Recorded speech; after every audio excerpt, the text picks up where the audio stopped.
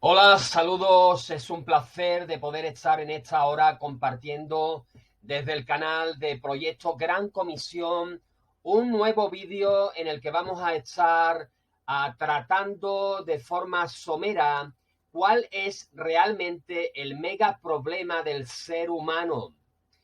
Y ya ustedes saben que a causa de la caída del hombre, la vida de cada ser humano y la sociedad en su conjunto está evidentemente plagada de infinidad de problemas. Es algo que todos podemos ver, es algo que es evidente en nuestros medios. Pero debemos de tener en cuenta que cuando entablamos una conversación evangelística, es importante que en el desarrollo de nuestra conversación tengamos presente, tengamos claro cuál es el norte y tengamos claro cuál es el problema principal de la persona que tenemos enfrente, con la que estamos manteniendo esa conversación para no perdernos, para no dejar de estar cubriendo, enfocándonos en el problema fundamental que la persona tiene. Es importante tener en mente que realmente su problema, el problema de cualquier persona con la que podamos estar teniendo esa conversación y donde tengamos la intención de estar compartiendo con él el mensaje del Evangelio, tengamos que saber que realmente, a diferencia de lo que muchos puedan estar pensando, el principal problema de la persona, de cualquier persona, no está relacionado con su economía. Su gran problema no tiene que ver con el estado de su cuenta bancaria. No es así. Y lo cierto es que tampoco guarda relación con sus relaciones sentimentales, con sus fracasos emocionales, con los problemas o las emociones negativas que las relaciones emocionales puedan traer a nuestras vidas. Realmente se puede llegar a pasar muy mal, pero el gran problema del ser humano no tiene que ver con sus sentimientos, no tiene que ver con sus emociones, tampoco tiene que ver con el deterioro medioambiental. No, no es así. Por muy importante que este pueda parecernos, por más que nos vendan esta circunstancia o esta tragedia por medio de los medios de comunicación, el gran problema del ser humano no está en su entorno. El gran problema del ser humano tampoco tiene que ver o se origina con las guerras o con los conflictos bélicos en general. Eso es importante, pero no es ahí donde radica el gran problema de la humanidad. Y aunque te cueste trabajo creerlo, no tiene tampoco que ver con la mala gestión o con la corrupción política de los países, de las naciones. El gran problema de la humanidad es de carácter moral. Tiene que ver con la condición en la que el ser humano se encuentra. El ser humano es pecador. Tiene que ver también con su situación, con la situación que su pecado origina en él. Y es que porque el hombre es pecador, el hombre está perdido. Esto es así. Esto, bueno, cualquiera a quien estemos compartiendo esta realidad lo puede creer, lo puede rechazar, pero esta es la verdad que Dios a través de su palabra nos transmite. La palabra nos dice que todo aquel que comete pecado infringe la ley de Dios, porque el pecado en sí implica eso, implica infringir, implica atentar, implica romper el código moral que Dios ha establecido. Y lo cierto es que en la palabra de Dios podemos encontrar también la realidad explícita de que todos somos infractores de la ley, todos somos pecadores. Esto es serio. Esto es importante. Y esto se origina en el mismo contexto en el cual la palabra de Dios origina la existencia del ser humano. Dios le creó, Dios le bendijo, Dios le puso en ese lugar idílico, en ese paraíso, pero le hizo a tener conciencia de que tenía que desarrollar su vida en armonía con el código, en armonía con la palabra de Dios. Y Dios le dijo que en el contexto de ese Edén podía estar disfrutando de todo aquello que Dios había puesto a su alcance, pero que del árbol de la ciencia y del bien no debían de participar, no debían de comer, porque si lo hicieran, si dieran lugar a un espíritu rebelde, a un espíritu de desobediencia, a una actuación al margen de la voluntad de Dios, lo que sin lugar a dudas iba a ocurrir es que el hombre iba a experimentar la muerte.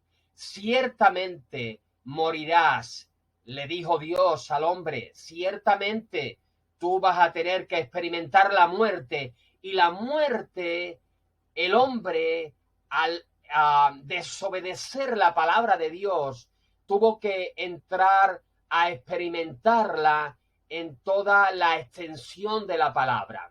Es a raíz del pecado, es a raíz de infringir la palabra de Dios que el hombre comenzó a tener que sufrir la muerte en toda su, digamos, extensión, en todos los efectos nocivos, perjudiciales que ésta provoca en la experiencia vital del ser humano. De manera que el hombre tuvo que empezar a enfrentarse, a sufrir la muerte física, la muerte espiritual y, por ende, la muerte eterna. Esto es importante tenerlo en cuenta cuando hablamos con una persona, y es que las Escrituras nos revelan que la muerte en esencia implica la experiencia de separación. Separación a diferentes niveles, separación en diferentes órdenes. En primer lugar, el hombre tiene que experimentar la muerte física. La muerte física implica la separación que el hombre sufre en su propio ser. La muerte física implica que la parte espiritual, la parte etérea, la parte no material en el ser humano se separa de su parte física. Dios nos revela en su palabra que el hombre en esencia consta de un cuerpo, de un alma y de un espíritu. La muerte física supone que la parte física se queda atrás y la parte inmaterial, dices, el alma y el espíritu salen del cuerpo del hombre. Cuando eso ocurre es que el hombre experimenta la muerte física, es que el hombre deja desde esa perspectiva de ser. Pero la palabra del Señor no solo se limita a hacernos ver que por el pecado del hombre el hombre sufre la muerte física, sino que nos pone también al corriente de que el hombre sufre la muerte espiritual. Y eso es una realidad que todo ser humano, con conciencia o sin conciencia, sufre cada día. La muerte espiritual tiene que ver con la separación en la esencia de la vida cotidiana que el hombre sufre de la presencia de Dios, de la misma presencia de Dios. Ahora, ojalá ahí se quedara todo, pero la muerte supone también en su extensión o en su experiencia eterna el morir eternamente, en sufrir lo que en el contexto del libro del Apocalipsis se nos plantea como la segunda muerte. Créame, no es ese el lugar donde usted querrá pasar su experiencia de vida por la eternidad, porque en ese lugar precisamente la vida no tendrá lugar alguno, todo será muerte, todo será dolor, todo será angustia, todo será oscuridad, y eso es lo que el hombre está, digamos, a expensa de estar experimentando, si no oye ese mensaje que la iglesia tenemos que transmitir, el mensaje del evangelio, porque es solo el oír ese mensaje, el creer ese mensaje, lo que puede librar al hombre de terminar su existencia experimentando la muerte en ese lugar horroroso que la palabra de Dios cataloga como muerte eterna o segunda muerte. En la experiencia vital del día a día, en la vida del ser humano, el hombre experimenta una muerte espiritual. La muerte espiritual implica estar practicando delitos morales de forma constante en la vida cotidiana. Y en esta hora a mí me gustaría poder estar compartiendo contigo para que lo tengas en cuenta a la hora de estar compartiendo el mensaje del evangelio con las personas que no lo conocen, 15 de los rasgos fundamentales que tienen que ver, que hacen, digamos, referencia a los rasgos, a la vida, al desarrollo en el que las personas que no conocen al Señor llevan a cabo sus vidas cada día. ¿Qué es lo que nos dice la palabra del Señor de cómo estas personas están desarrollando su vida en la vida cotidiana? Bueno, déjame compartir contigo que en primer lugar la palabra del Señor enseña que aquellos que están muertos en sus delitos y en sus pecados, una de las cosas que les identifican es que viven, andan. Andar y vivir son sinónimos en el contexto de las Escrituras. Aquellos que están muertos en sus pecados y en sus delitos andan, desarrollan su vida de forma cotidiana en la carne. La palabra del Señor dice, hace referencia a las palabras del apóstol Pablo a la iglesia en Éfeso, cuando él les dijo que ellos antes vivían en los deseos de su carne, haciendo la voluntad de la carne. Así que andar en la carne es un rasgo común de aquellas personas que están muertos espiritualmente, pero no es el único. La palabra de Dios también nos hace referencia al hecho de que, bueno, tienes en pantalla un poco lo que la palabra del Señor nos enseña en cuanto a lo que supone andar en la carne.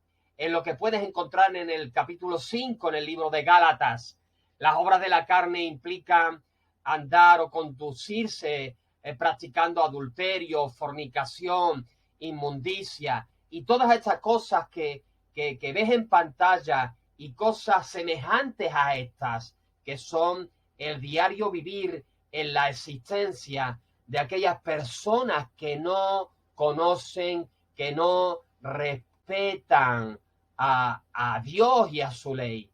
Pero también, en segundo lugar, las personas que no tienen temor santo en sus corazones andan en la vanidad de la mente. No andéis como los otros gentiles que andan, dice el apóstol Pablo, en la vanidad de su mente. En tercer lugar, lo que caracteriza a las personas que están muertas en el espíritu es que están viviendo en la esclavitud de su propio pecado. Y es Jesús que nos dice que todo aquel que hace pecado es esclavo del pecado. En cuarto lugar, las personas que no conocen a Dios y que están muertas en sus pecados y en sus delitos, andan bajo la autoridad, están bajo la autoridad, viven bajo la autoridad del maligno. La palabra de Dios nos enseña que el mundo entero está bajo el maligno. El mundo entero está bajo el maligno. La iglesia no está bajo el maligno. La iglesia ha sido rescatada de esa autoridad maléfica. Pero también aquellos que están muertos en sus pecados y delitos andan en las corrientes de este mundo. Y Pablo, de igual manera, a la iglesia en Éfeso le hacía partícipe de esta realidad. Él les dice: ustedes en otro tiempo, en el tiempo en el que ustedes no conocían a Jesucristo como su Salvador, ustedes seguían la corriente de este mundo.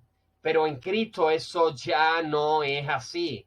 En Cristo hemos sido liberados de esa realidad. En sexto lugar, cuando uno está muerto en sus pecados y en sus delitos, uno conduce su vida viviendo sin tener temor de Dios.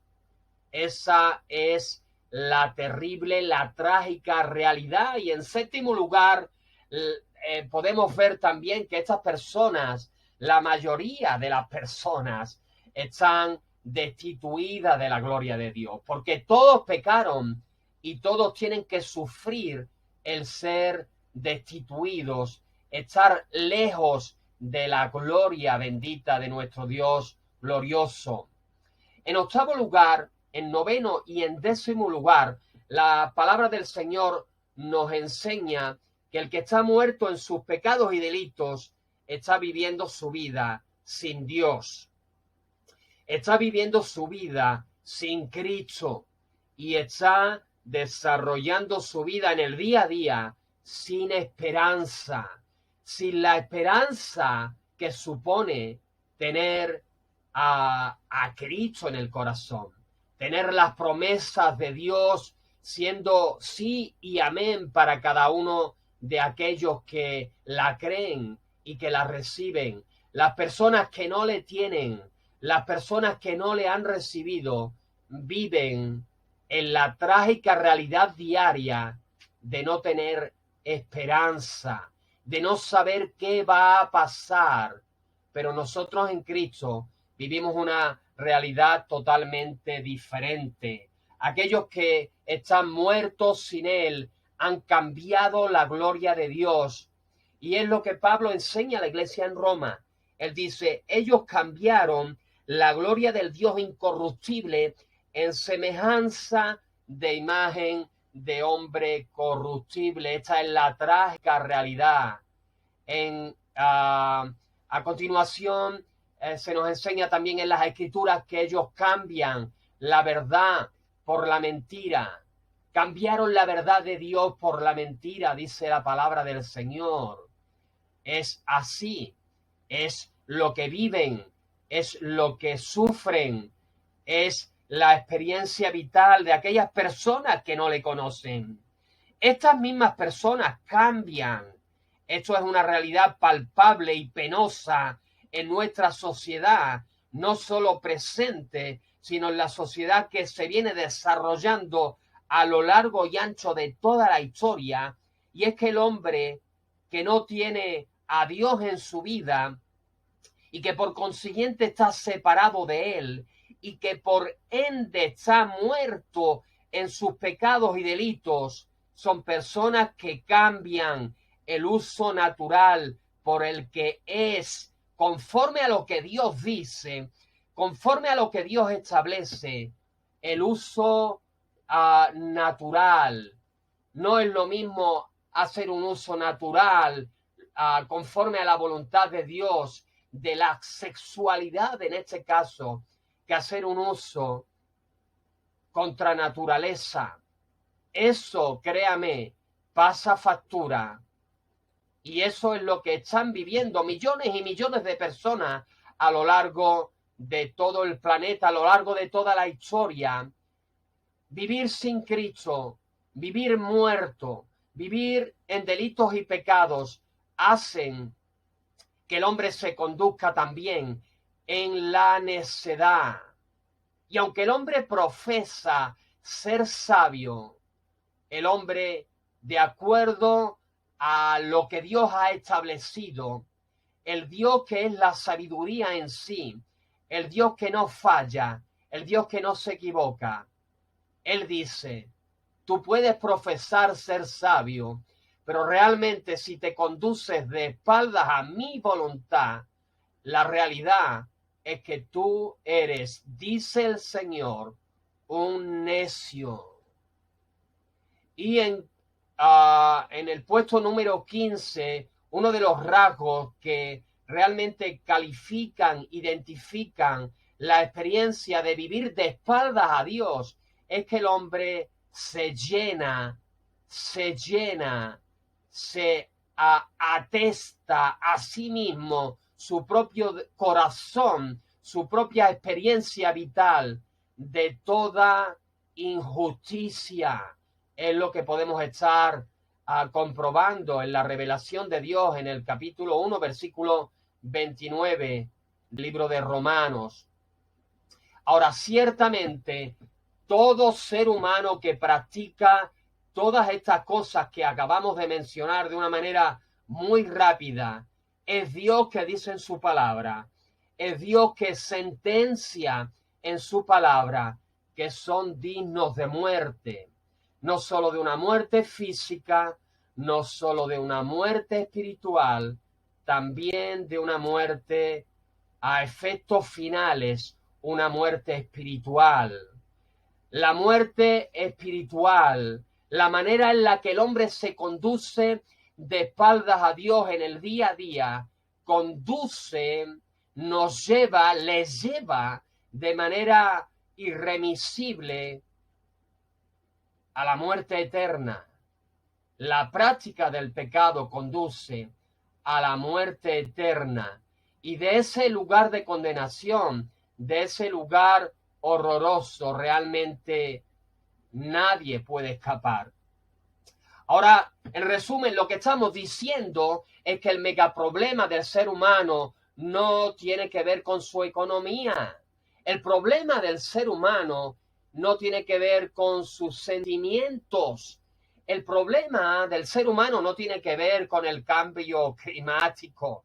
No tiene que ver con los conflictos bélicos. No tiene que ver con la política, con los conflictos internacionales. El problema del ser humano tiene que ver con su moral, con su actitud, con su rebeldía en relación a la ley de Dios. Tiene que ver con el estilo de vida que esa condición ha originado en la especie humana, de estar, como hemos estado viendo, viviendo y practicando infinidad de pecados, de prácticas que van en contra de la ley, del estándar moral, y que no solo van a estar conduciendo al hombre a tener que experimentar una muerte física, sino que lamentablemente le van a estar conduciendo a tener que sufrir la muerte eterna por toda la eternidad. Entonces, ¿cuál es el mega problema del ser humano? Pudiéramos estar resumiendo todo lo que hemos dicho en este vídeo, que el megaproblema del ser humano tiene que ver con su pecado, con la situación en que éste le pone en relación a Dios, con las consecuencias temporales que ya él sufre cada día y con las consecuencias eternas que sufrirá por toda la eternidad. La cuestión es, ¿hay alguna solución para este problema?